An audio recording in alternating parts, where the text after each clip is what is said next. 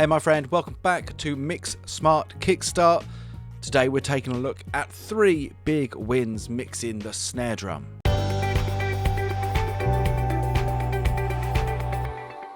Okay, so first off I'm going to take a listen to my snare drum within the context of the rest of the kit and make some decisions about what I want to do. So let's take a listen.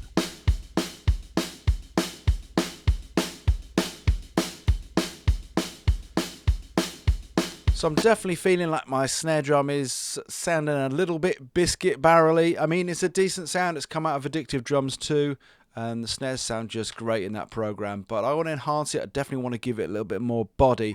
So let's dive straight into our channel strip and see what we can do. So first off, to address that body, I've brought in a boost around 180 here on this Neve emulation. You're looking around 150, 250 to start boosting in some body to that snare drum. Below that, I've also brought in a high pass and a low pass filter. When you're bringing in your high pass filter, you can dial it in until you hear it taken away from that body of the snare drum. You don't want to be doing that, so that's the point where you want to start taking it back and listen out for that sweet point where you're leaving space for the kick and the bass, but you're also maintaining the integrity of the body of the snare. Above those knobs into the mid-range, I'm looking to enhance the attack of the snare. Anywhere around 1.5k to around 4k is where you're going to find that.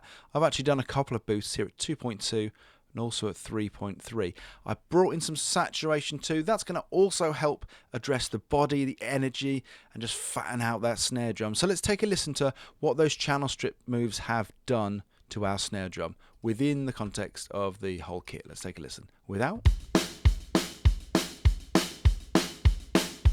And with. Once again without. A bit thinner and biscuit barrel-y. It's definitely got a bit more thwack to it, a little bit more bite and body. That's exactly what we're looking for. So next up, I'm bringing up a transient shaper. Now, I love using transient shapers on snares over using compression. I like to keep the snare sounding as natural and keep the energy of it as much as possible. So I tend to avoid compression where possible, certainly on a sample like this, which is sounding very consistent. But transient shapers are great because you can really up the initial thwack and attack of that snare drum and control the sustain and release of the sound. Just take a listen to what this one sounds like. Very simple to dial in. This is Smack Attack from Waves. So let's just, on this occasion, just isolate out that snare and take a listen to what Smack Attack, the transient shaper, is doing. And without. And back in.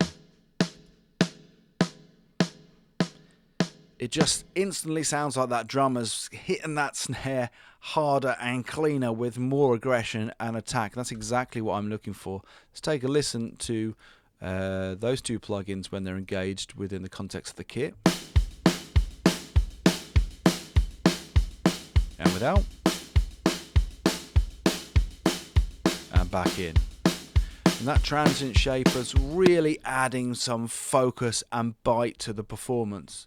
And finally, I'm going to drop some reverb onto my snare. Now, because this is a very clean sample, I can get away with dropping this reverb straight onto the track. But if I'd recorded the snare, what I'd look to do is to create a separate aux or effects track and then gate that snare signal. So I'm getting mostly the transient of the snare before I apply the reverb. That way you're going to get a really nice clean reverb sound, and that's not going to, the reverb isn't going to clog up your whole drum sound. But with this particular sample, because already it's so clean, I can get away with dropping it straight on the track. So I'm using Abbey Road plates. I've dialed in some pre-delay at 37 milliseconds, and that's also going to help to preserve that transient. Let's take a listen to what that sounds like.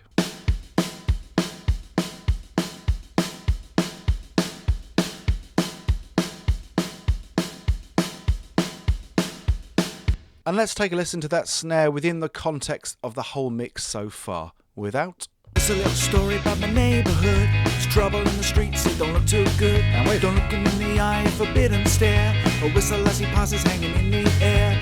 It's a little story about I've got a free mix hacks guide. You can grab it below this video, containing 21 of the very best mix hacks you can drop in your mixes today to get better sounding mixes from your home studio. If you want to take your mixing and production to the next level from your home studio, I've got a whole bunch of courses for you. You can find them on realhomestudio.com. There'll be a link below this video. I'm going to give you 10% off those courses right now with coupon code YouTube10. Of course, don't forget to like and subscribe. Have yourself a great day.